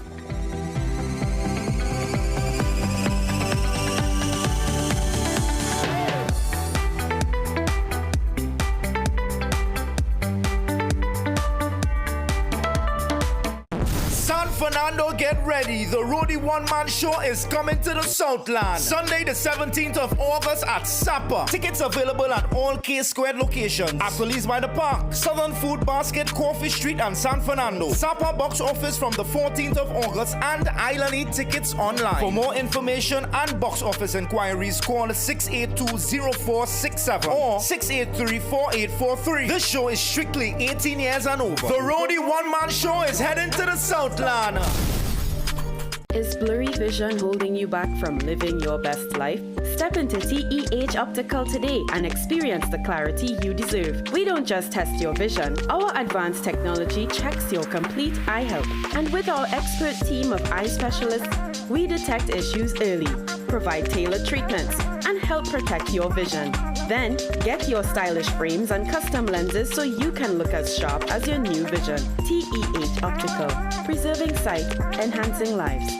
This Java bring the whole family to La Vega Estate, Trinidad's #1 family-friendly destination. Open daily, including weekends and public holidays. La Vega is more than Trinidad's leading garden center. It's packed with fun for everyone. New this season, thrilling ATV tours for the adventure seekers. plus 2 large pools, fishing, nature trails, playgrounds, and more. Camp under the night sky. Make a booking for an unforgettable family getaway. Call or WhatsApp 714-5969 to plan your next adventure today. Cold or flu? Take Panadol multi-symptoms. Relief in minutes. 7 cold and flu symptoms. Panadol. Release starts here. People come to me and they say they get discomfort when they have ice cream. Sensodyne gives you long-lasting protections against sensitivity. I recommend Sensodyne because it works. It's brilliant.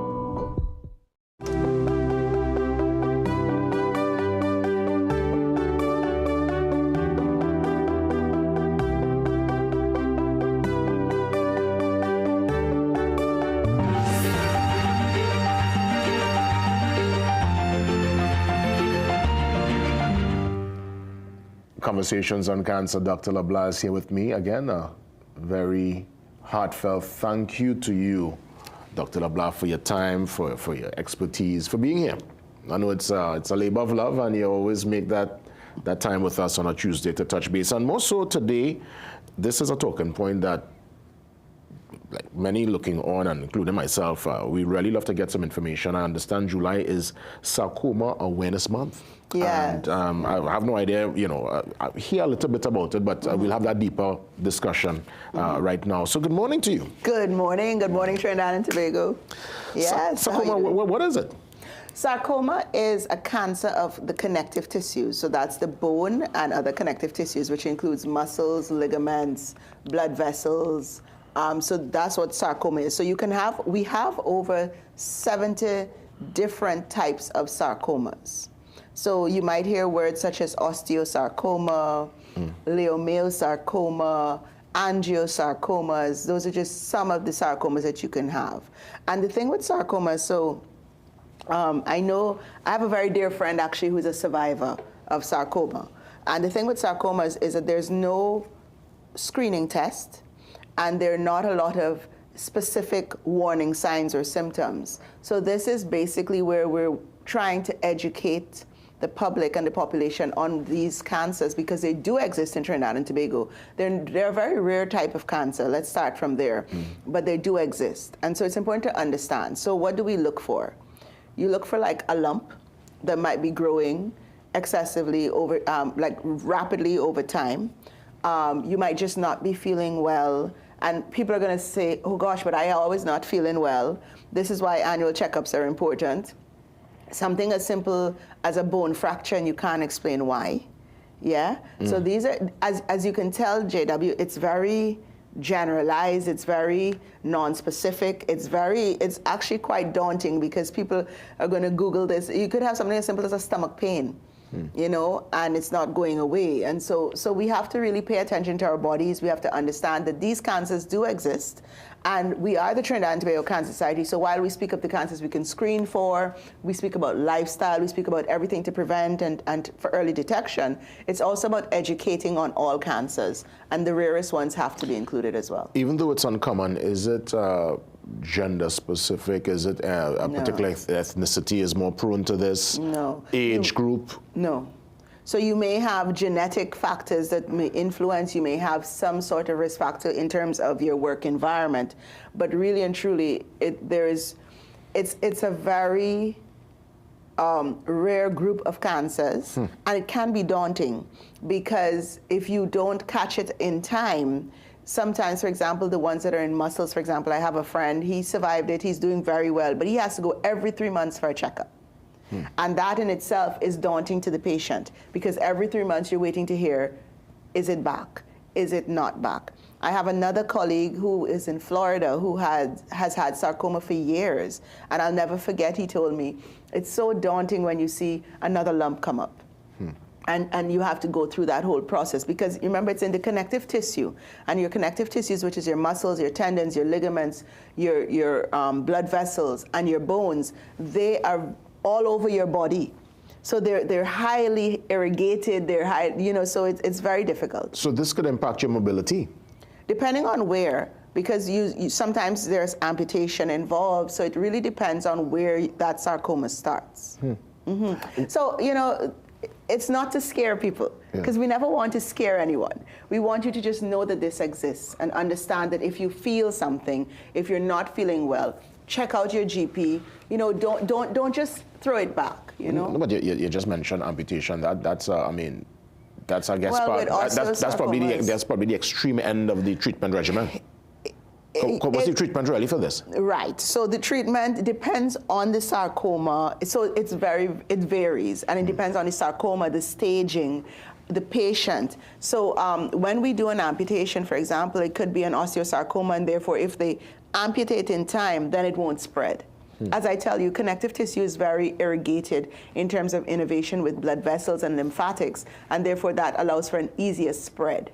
So, you know, there are different types of treatment. It can include radiation, it can include chemo, it can include both, and then it can include surgical removal of, well, it almost certainly will include surgical removal of the lump or the lesion, as long as it's small enough to be contained. I know this might probably be a variation from the sarcoma discussion, but I can't recall the particular cancer that Bob Marley had, but I know he had an injury on his toe while playing football, and the recommendation was for him to remove the toe, and he did not, and it ended up spreading. I have no idea what Bob Marley, and this might be bad. We don't know what Bob Marley died from. But I don't think it's sarcoma. It's another cancer. I think it was skin, or it was another thing. But I remember, you know, as you mentioned, amputation to prevent the spreading. I remember, because I did lots of research on Bob, you know, being a music person. A musician, yes, yes. So, and they told him the recommendation was to amputate, and he said he didn't want to, because he was, you know, he was afraid that he would lose his balance and he wouldn't be able to dance and stuff. Well, there's a lot, you know, there's a lot of progress when it comes to amputation now compared to long ago in terms of your prosthetics and the ability to be still do and function as you can with the amputation. So it's not something, and this is the thing, I mean, everybody's probably saying, oh, she's not laughing today, because sarcoma is quite daunting, it's difficult, and really and truly, you almost feel helpless because there's nothing I can tell you in terms of how to screen except healthier lifestyles, because you were talking about prevention, and also understanding your body, listening to your body, knowing your body, and going to your physician. Are you Googling what he died from? That was... There you go. Right, so this is a skin cancer. Yeah, melanoma. So it spread to his bone, so they wanted to take off that lesion so that it won't spread further. And these are two totally different cancers. Totally different, yeah. Yeah, because I remember the recommendation was amputation. Because, you know, you think of that, and you know that in itself, that I would imagine will take, that will have its psychological aspect too, because, you know, to remove a limb, I can only imagine it's daunting. And so daunting. I think my best advice, because a lot of us might have lipomas, for example, all over our bodies. Like you get lumps. I used to have a lipoma here, for example, when I was younger. And so if you have a lump anywhere in the body, you know, first of all, you should go to the doctor. It should be measured. It should be palpated. It should be examined. It should be ultrasounded. You understand? It should be followed up. And even biopsied if it looks suspicious on the ultrasound, or even an MRI or CT, depending on your physician, and then worked up. But this is not, I don't want people to be scared. I want you to know that it exists, and I want you to just be cautious and be proactive, as we've done. Every week we talk about this. What's a safe place as we wrap things up to get more information on sarcoma? Really and truly, I would recommend, let me give you a reputable, it would be WebMD, which is reputable versus a Googleitis scene, and American Cancer Society, their website may have as well. The Trinidad and Tobago Cancer Society is working on aspects for the less common cancers, because we have to also address, besides sarcomas, you know, we have the blood cancers. Our hero of hope, for example, Dr. Mariama Allen is a survivor of multiple myeloma, and then we do have the childhood cancers as well. Yeah. So you know, a gentleman approached me, and I promised him that coming up we will speak about blood cancers, because he says, you know, we don't touch on it enough. And that is our mission, to educate about all cancers, and so that you know it exists, you know that there's treatment as well, you know, how do we detect it early, what can we do? And I remind the public, please remember, healthy lifestyles is one of your cornerstones and your foundation against prevention. Dr. Asante LeBlanc touching base with us. Always a pleasure, always a treasure. Same here. Oh, I like that. Always a pleasure, always a treasure. Always a pleasure and treasure. Well, you are a treasure. You are. My gosh, thank you. I'm blushing. Make you blush. must get blushing once a week, yes. But to all the survivors of sarcoma, we honor you. To those we've lost, your death is not in vain, because there's endless research right now, JW. I actually did a walk 2 years running in Miami for research in sarcoma because of my friend. So, you know, there are things being done outside of Trinidad, and so don't give up. And liaising with us at the Cancer Society, we will help you find resources outside of Trinidad if need be. So don't give up, reach out, have that conversation, and don't be fearful. Don't let any diagnosis of cancer, it's not equating death, so don't let any diagnosis put that amount of fear into you that you're inactive. Thank you so much, Dr. LeBlanc. As we look to wrap things up, we come back. Dr. LeBlanc mentioned she did her walk in Miami a couple of years ago. Well, we're going to get you walking, running, just having a good time, and it's all for a good cause. The RBC Race for the Kids. Full details from the MD and the race ambassador. They're up next.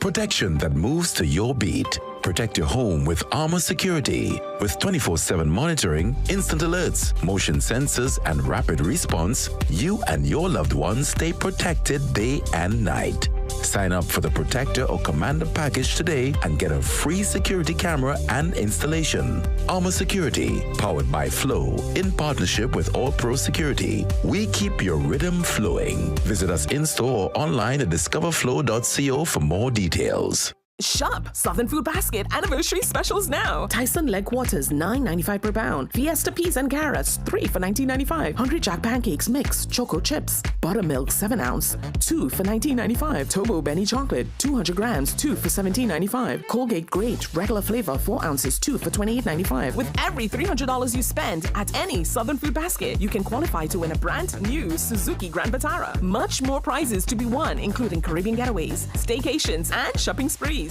Low energy? Heart concerns? Migraines slowing you down? It's time to take control of your health. Join Wellness Unlocked, the series that brings expert advice and real solutions for a healthier you. In our latest episode, learn how Jameson CoQ10 can help support heart health, boost energy, and even reduce migraines. Get the science, the stories, and the steps to power up your health with CoQ10. Don't miss Wellness Unlocked. Watch now on CNC3 and start your wellness journey today.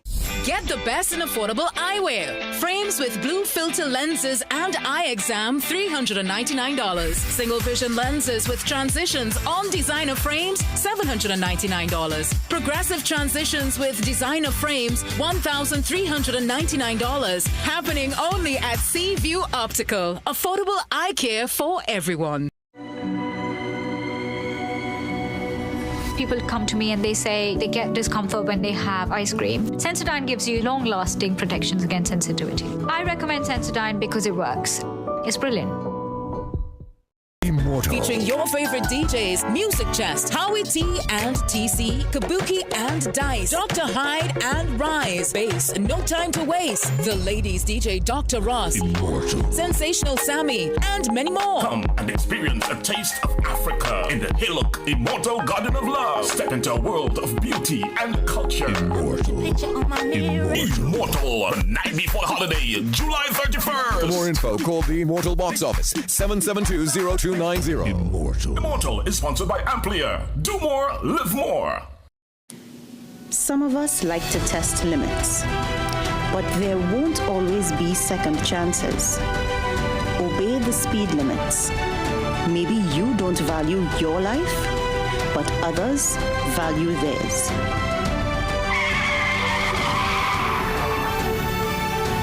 A message from the TTPS.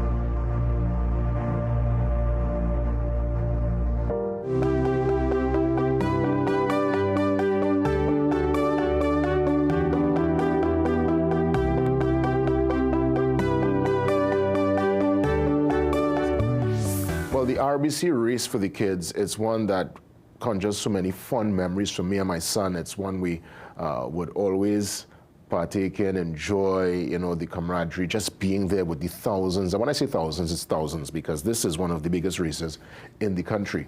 With us to give some details, because it's in September, but we're talking about it already here in July. To get you acquainted, we welcome Mark Jardine, Managing Director. Mr. Jardine, good to see you. How are you going, sir? All is well, man. Always a pleasure to have you with us here. And, well, you have your race ambassador. What a title for young Sadara Akalo. Yes. Hi. Let me, MD, if we could probably start, let me start with the ambassador for a moment here, before we get into all the intimate details. How does it feel, Sadara, being the ambassador, and what does the particular role entail? Well, first of all, it's an honor to be the ambassador. The role, for me, I take it as being a voice for those who don't have one, and especially since they are little children and they can't really express themselves. Me personally, from my personal experience, growing up, it's just been like, it was really hard to express myself. As I got older and I saw what was going on, I was like, okay, yeah, this is how I feel. I need to say it because there's a need. Yeah, well done, well done. I mean, Mark, when you consider Sadara and so many of the families that you'll impact, the bonding that this race is able to create. I mean, as I said, you know, fond memories with me and Jalen, taking part, getting the jersey, starting there, getting early, going to Curaçao after for the cool down. Walk me through it. What is your personal takeaway, and what brings a warmth to your heart with this race? I mean, just for an example, for me, I left the bank for a couple of years, and I still maintain my position of executive water boy for the event. So my job was to pack and unpack, I mean, hundreds of cases of water and deliver them throughout. So it's something that, I mean, I just love the energy that it brings. I really see the growth and the attention that it does foster. That's right. The proceeds from the RBC race for the kids, walk us through where does it go? Well, first of all, just give you a little color on, this is our 10th year. Congrats. And it will, thanks a lot. And it will be held on September 14th, 2025. The proceeds all go to the RBC Children's Cancer Fund. And over the years, we have increased our contribution considerably. And with the increase in costs, I mean, basic costs, the travel, the testing, the medical aftercare, you know, our push to raise more and support more and help more of these cases is critical for, I mean, for the people that we do assist. Definitely. Ambassador Sadara, are you going to officially start the race? You're going to be the one to blow the horn? What's your role on the day? And normally it's the horn, and then, well, last year we had some complications, but I think it's the horn. That's right, that's right. Yes. And you have a time as always. Leo is still there, the Leo the Lion? Leo is there. Leo is there every year. Yes, I remember Leo at the start, real antics with Leo. Let me ask you though, this is a well-subscribed race. When does registration open, and how does one even start the process? You can register online, so they will have an online portal. You can do that. Is it open yet? No, I don't think it is open as yet. Okay. So it will open shortly, and it does close on September the 11th. Okay. But I mean, register early, please, so we don't have a mad rush to collect packages and everything after. I meet kind of later, and I had to call somebody who knew somebody who knew somebody. Well, somebody's usually me. Listen, I got a last jersey. Oh, my goodness. So, trust me, you'll need when the information is out, like, seriously, don't do like me and wait last minute. Yeah, we'll push it out for sure. I get a lot of the last minute requests, you know, Mark, please sort me out. I'm like, look, I'll try how many? 40. No, I can't. What was the biggest capacity so far for the race? 5,600. So we do limit the amount now. Wow. So that's why registration early is kind of needed. I mean, consideration is given to a larger race, but logistics for something like that is really hard to deal with. And then, of course, the location, we start in NQRC site. So we start in front of the bank at St. Clair and NQRC, and have a fantastic relationship with the school. Of course, it's really one of those fun events, and it's for a good cause. I'll let you have a closing remark. Ambassador Sadara, your last thoughts? Just come and support. It means a lot. RBC really helps out the children when it comes to funding. And, you know, just have fun. Just have fun. Closing remarks for you, MD? No, Race for the Kids is a global event for us at RBC, and it is something that we would love to encourage, develop. We do it in the Bahamas, Cayman Islands, Barbados, and Trinidad.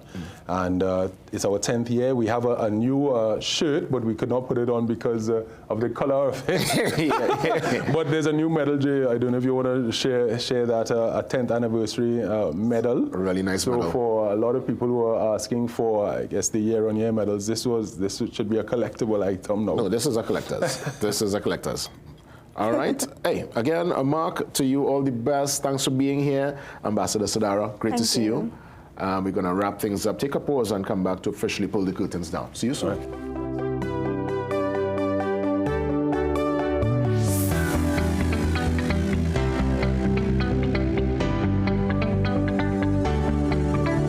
Ready to turn heads and steal the spotlight? Then head to Rosari Bridal Couture, your all-in-one fashion destination for every celebration. From stunning bridal lehengas to simple everyday shalwas, sparkling jewelry, affordable kids wear, stylish Muslim clothing, and even puja essentials, we've got it all under one roof. Get free footwear with any bridal outfit and get free matching bangles with kids wear. Need the perfect fit? Our in-house tailor is here for you. We're open 9 a.m. to 8 p.m. Just take the Southern Highway to Brentwood, Chaguanas and call 723-9099 for more info. Rosari Bridal Couture, where fashion meets celebration, all inclusive. Thunderwal, powering industry, fueling progress. Reliable fuel pumps, meters and nozzles. From dock to deck, marine tools, hoses, PPE and fittings. Hydraulic, automotive and food grade oils and lubricants. For all your manufacturing needs.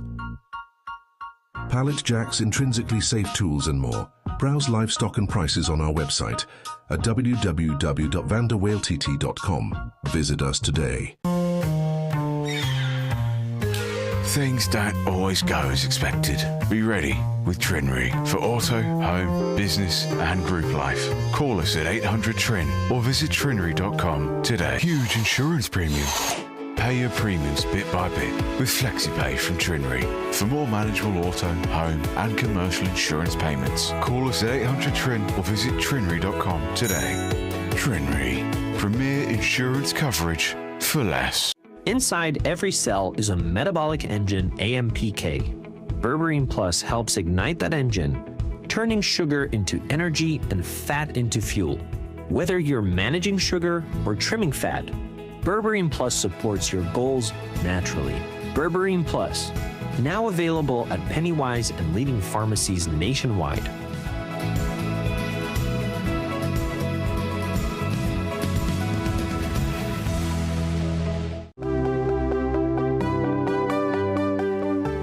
Well, with that, we look to pull the curtains down. Have yourselves a great day, TNT. God spare. I'm back for more tomorrow. Until then, take care of yourselves and each other. All the best.